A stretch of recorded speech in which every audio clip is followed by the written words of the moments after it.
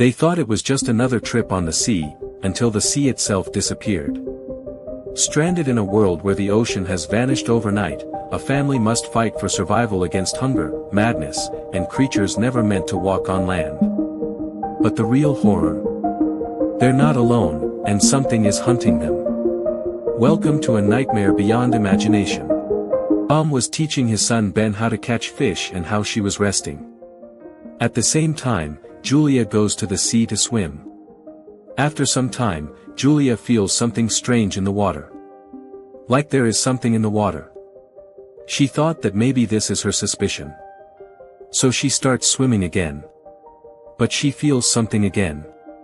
This time she gets scared. She had gone far away from the boat. That's why she starts screaming for help. Then Tom hears her voice and everyone gets scared. Tom goes to save Julia and brings her back to the boat. At the same time, the compass of the boat starts to move strangely, which was not normal.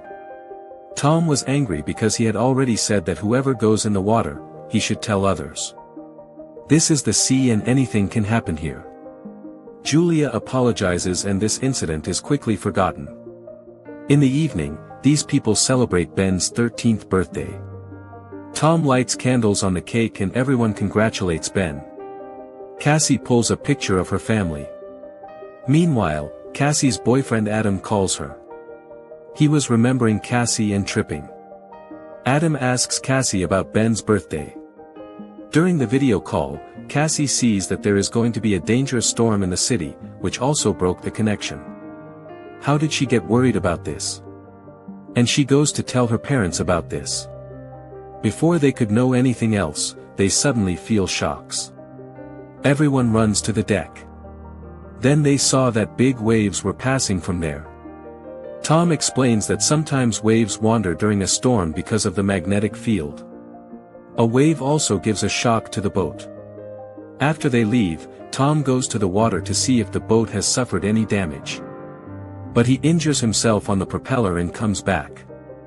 Tom himself was a marine biologist and his wife Julia was a doctor.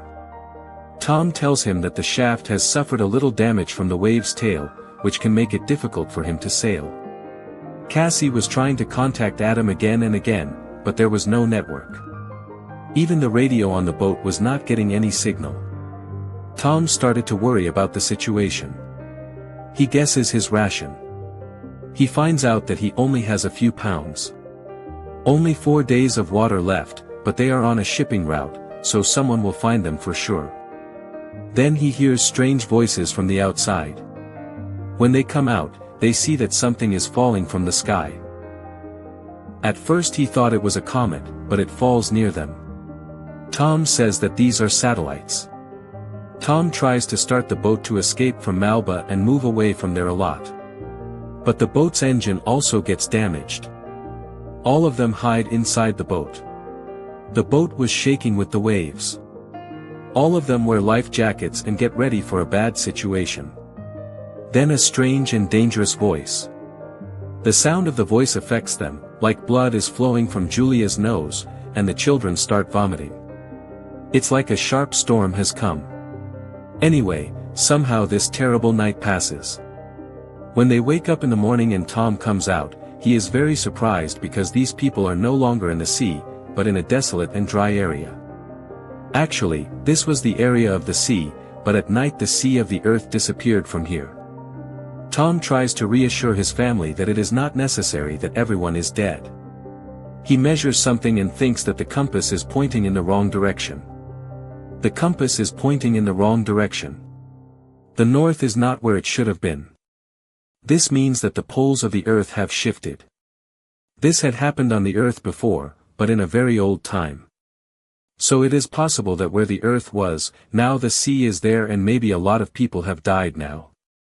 Cassie cannot tolerate this truth and starts crying sitting in the cabin. Julia counts the ration so that she can find out how much time she has. In the meantime, Bane leaves in the dark sky in the hope that someone may come to save him. He sends a distress signal several times. Suddenly he gets an answer. He was sent to a submersible sea for research before this accident. And this was the captain, whose name was Oliver. They were in the depths of the sea, so they survived. Oliver said that all communication systems have been damaged, so it would be foolish to hope for help. Oliver also said that this sea will come back to its place, so they will have to go to a higher place so that they can escape. Tom asks the captain if he can save his children. Oliver explains that the submersible is very small. Unfortunately, his partner has died and he can only take one person. Tom and Julia somehow convince him to just save his children. Oliver, knowing their location, tells them that this place is 3 days away. The next day they were about to leave on this journey. They took the necessary things. They were just ready to go when Tom saw a man. That man looked injured. As soon as that man drinks water, he suddenly attacks Tom and immediately kills Tom with a harpoon. Julia was not able to believe his eyes. Seeing this, she got very scared. That madman now goes to kill Julia. Julia came to the boat to save her life. She hid her children in one place and gave Cassie a flare gun and said that if she gets a chance, then kill her. The children were also very scared. Julia hides in the boat with a weapon. That madman broke the door and entered the boat. Maybe he was hungry for a long time, so he broke down on the food. Then he started looking for Julia. The hole in the boat, Julia hides and leaves from there. That's why that madman couldn't see her. But that man also had a dog who saw Julia. That's why Julia had to kill him. To save her children, she entered the boat again. But this time that murderer attacked her. He beats her a lot, throws her on the couch and even kills Julia. But then Cassie fires a flare gun, because of which that murderer was injured. And with this, the boat was also on fire. Julia leaves the boat with a map and important things with her children.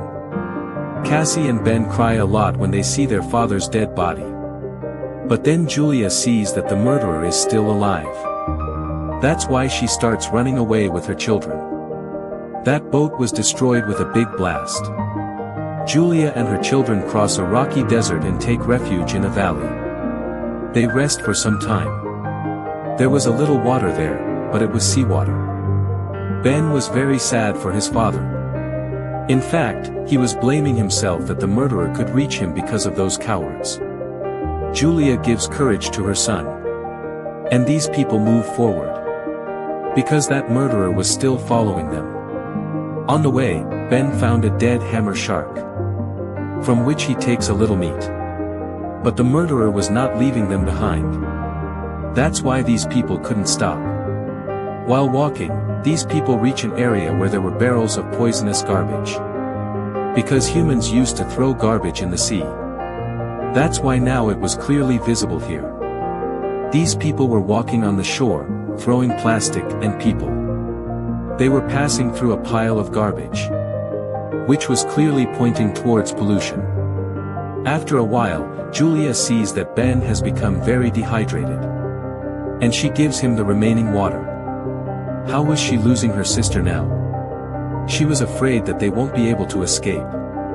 But Julia calms her down. Anyway, while walking, they find a crashed aircraft in a big field, which may have fallen into the sea. It was going to be evening. That's why these people decide to spend the night in it. Later, Julia remembers those moments when she first met her husband, that is, Tom. And how she fell in love with him. Tom was a marine biologist. Once he was trapped in the sea for 3 days. And Julia treated him. While talking to him, she became emotional. And her children were also remembering their father. After a while, Cassie came out of the plane. That murderer was not going to stop. And he reached here too. As soon as he was about to kill Cassie, Julia attacks from behind and kills that murderer. Julia was very angry. Then Cassie calms her mother. The next morning, when these people came out, they saw that something had eaten the corpse. It meant that there was something else here. The drinking water was over. And Ben was very thirsty. During the journey, despite the mother's refusal, he drank dirty water, which made him sick. Soon they get some plastic chairs. And they use them to make a temporary shelter to avoid the sun. Suddenly, Julia hears strange voices. When she went to see outside, the number of crickets was increasing in the number of thousands. Now there was nothing to eat here. So these people were their prey. Julia started running with her children. There was a container ship at some distance. But those people were not there. But those people did not allow them to enter the container. They were forced to climb up. Then the big crickets and crabs reached there. The man who was hidden in the container, there was a hole in that container. So those crickets entered and killed everyone. To save themselves, they were forced to climb up. But the crickets did not climb up.